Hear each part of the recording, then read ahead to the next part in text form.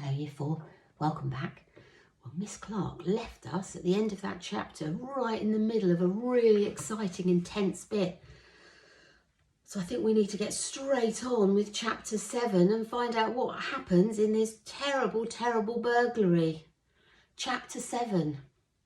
The weasel picked himself off the ground, brushed the dust from his clothes, then punched Samuel in the face 3 times in quick succession. Samuel greeted every punch with a groan, but didn't even try to resist. His arms hung hopelessly by his sides. Pigface knocked Pip to the floor and kicked him in the stomach, taking revenge for what had happened earlier.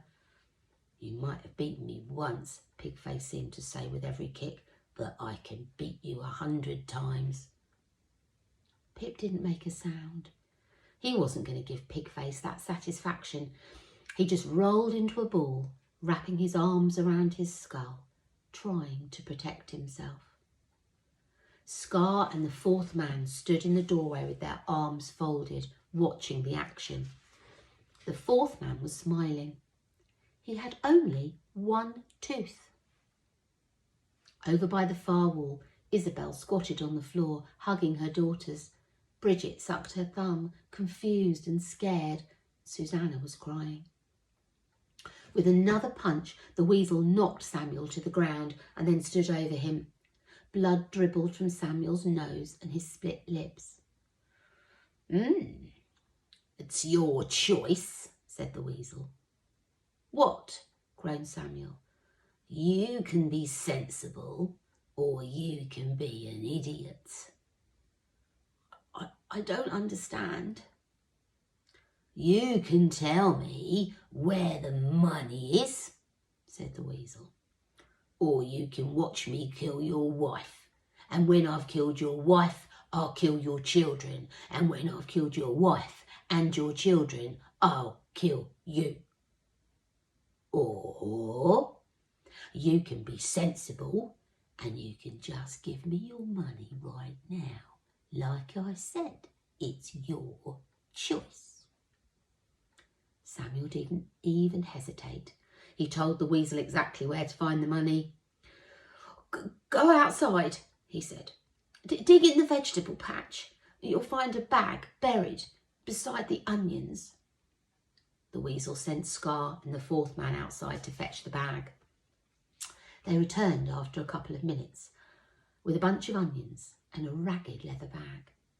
The weasel shook off the loose dirt and peered inside the bag. He tipped the contents onto the floor.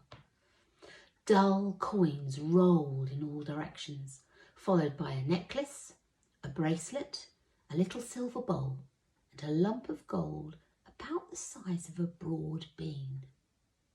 The weasel picked through the coins and inspected the jewellery, then shook his head.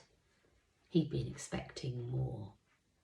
"Oh, this won't do," he said. The room was quiet.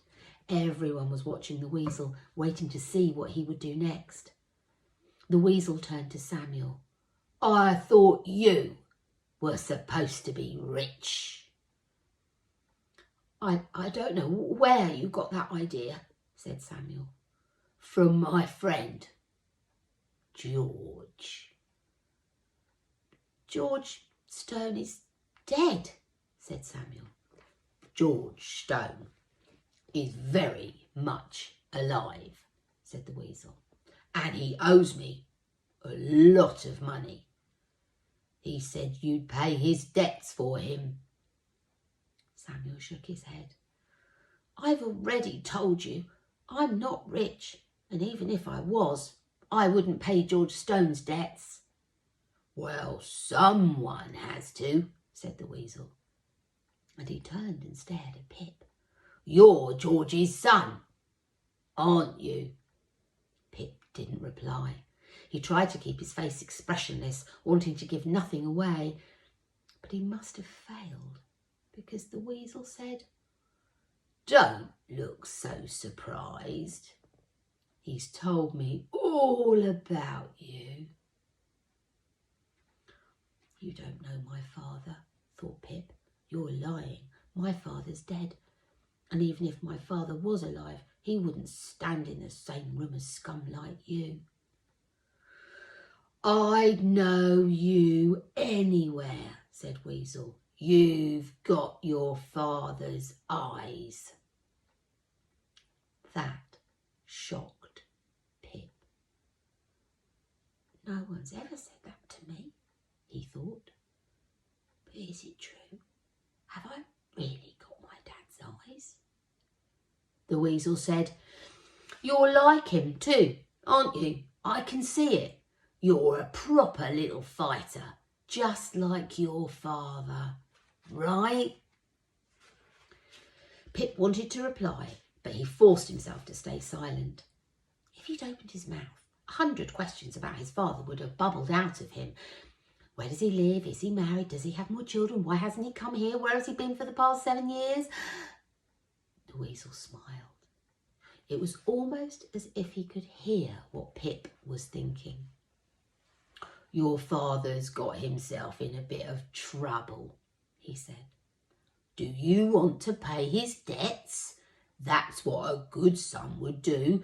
Do you have some money buried in the garden too?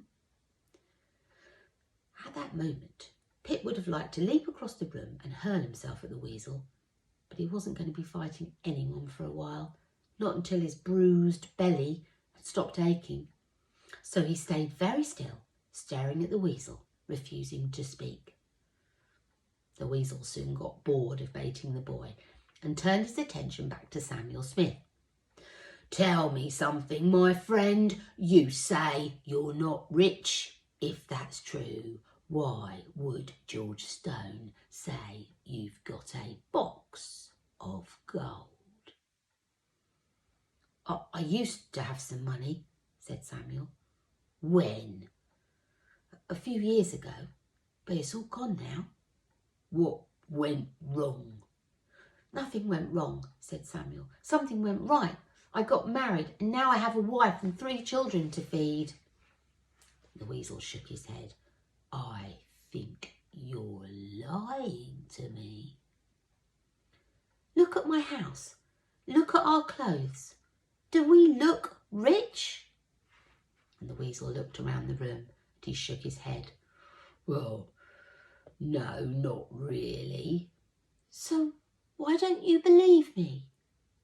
It's just my way, said the Weasel. I never believe anyone.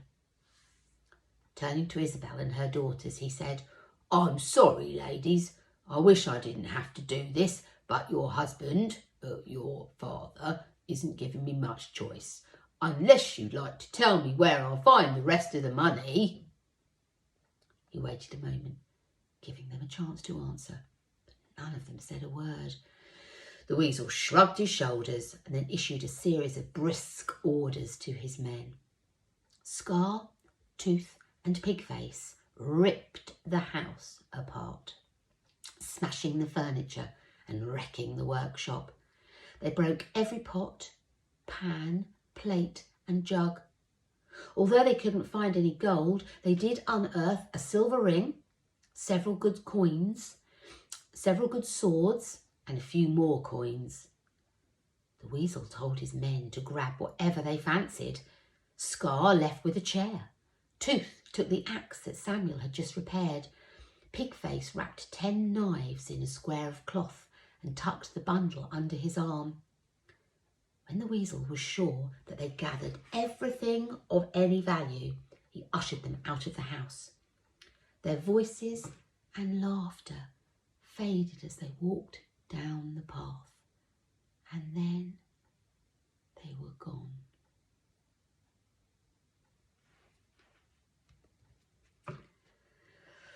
Well, that's a pretty scary experience for Pip and his family, isn't it? Listen up to the next chapter to find out what they do about it all. Bye for now.